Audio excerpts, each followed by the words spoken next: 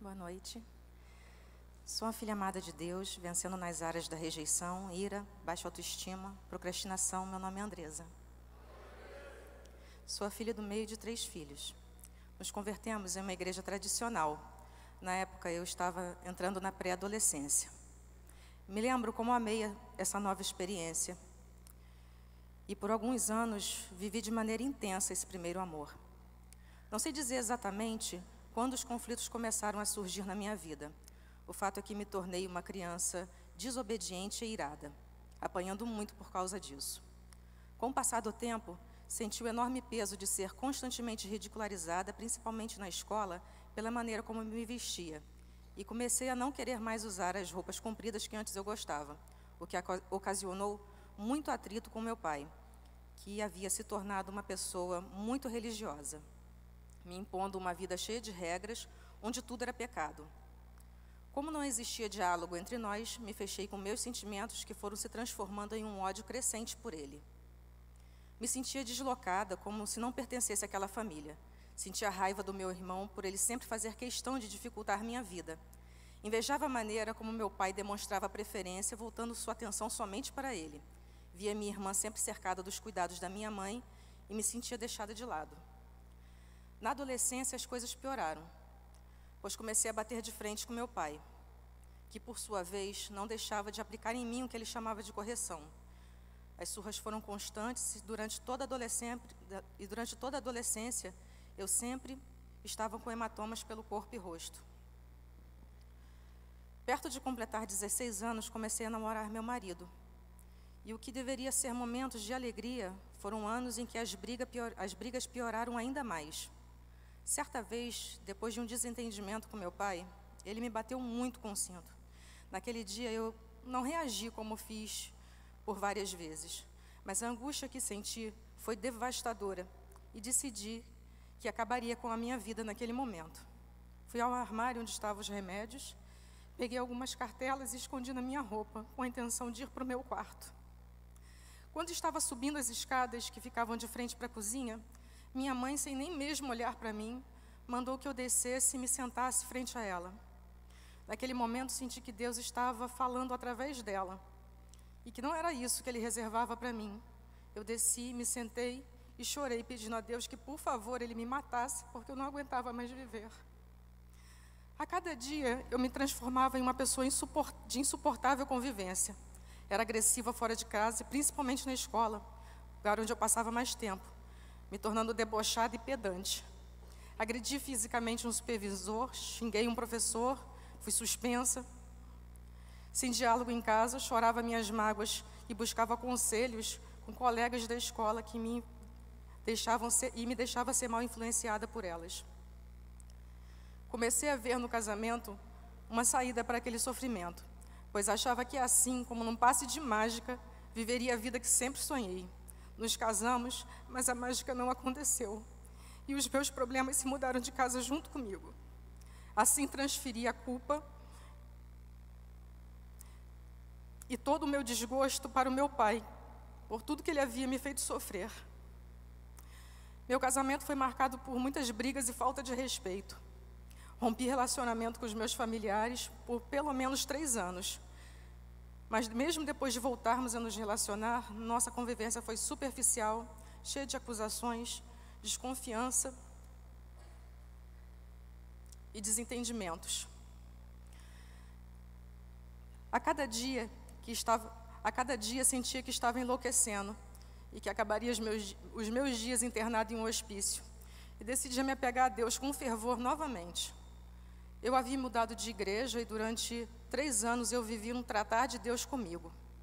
Mas mesmo assim, certo dia, depois de uma discussão intensa com meu marido, eu cheguei ao auge da minha insanidade. Era uma terça-feira e estávamos saindo para a igreja, mas antes eu peguei alguns comprimidos e tomei.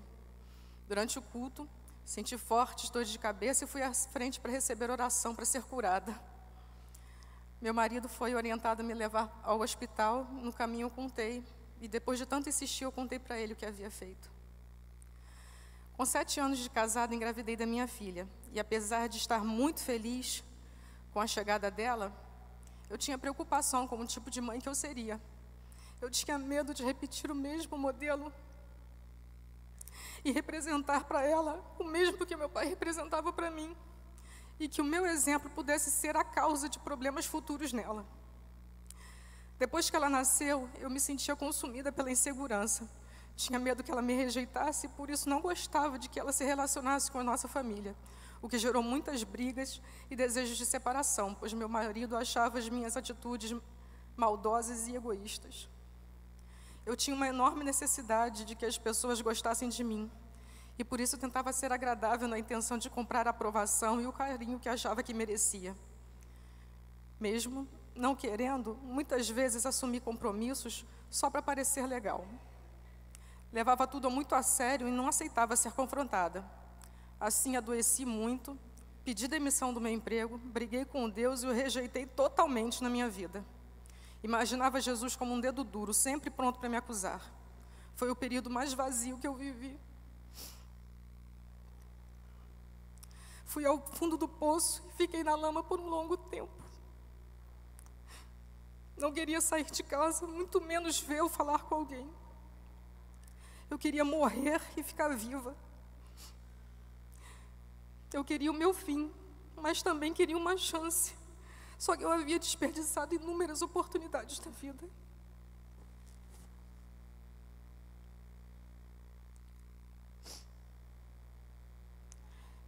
Eu me mostrava uma pessoa durona e não admitia de demonstrar fraqueza, mas, na verdade, é que eu era uma pessoa frágil e incapaz.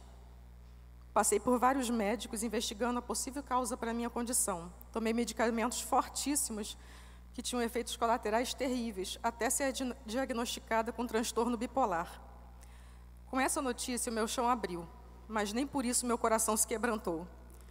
Eu desejava me sentir cada vez pior e me apeguei à doença, não sendo capaz de imaginar minha vida sem ela.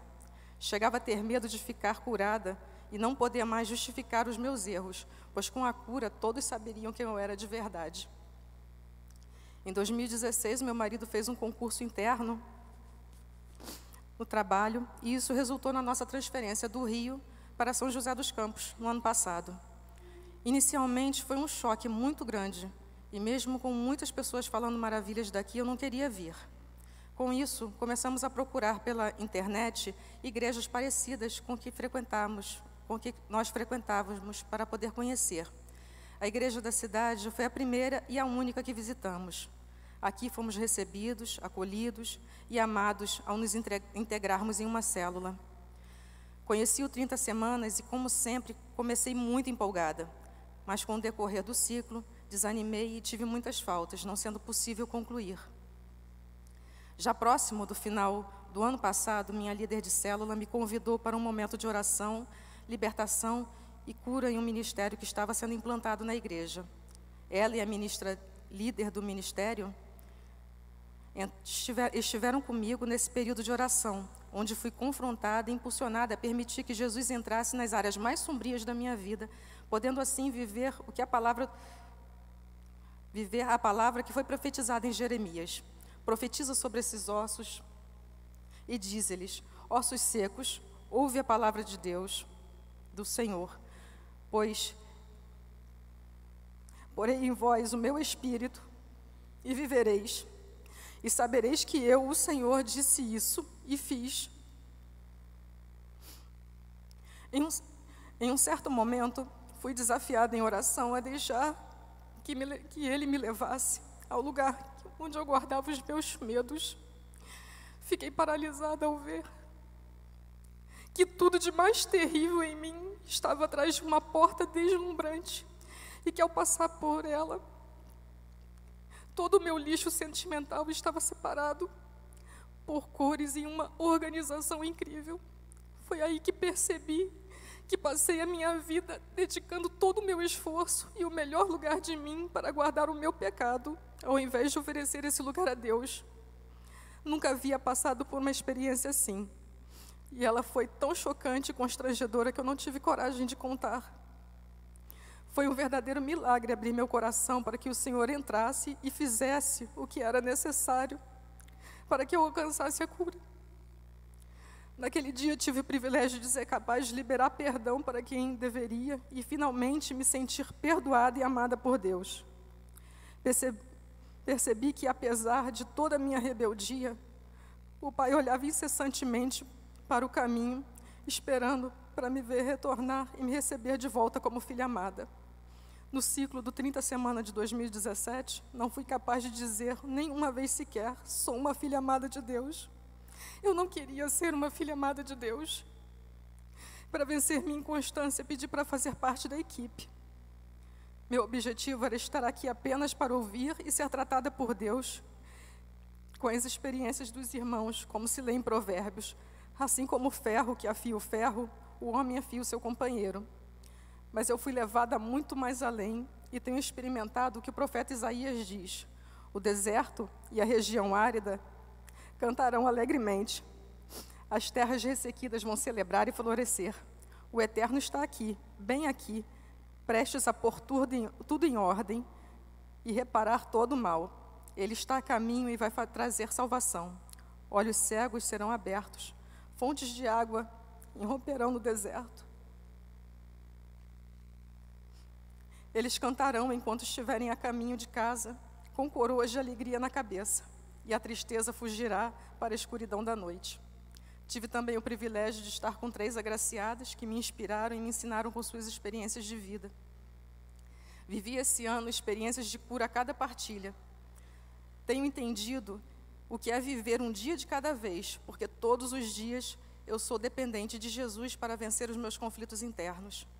Sei que esse processo de cura será aperfeiçoado diariamente a partir da minha disposição em permitir que Deus trabalhe minhas áreas de recuperação, como se diz na carta aos Filipenses. Estou convencido de que aquele que começou a boa obra em vocês vai completá-la até o dia de Cristo Jesus.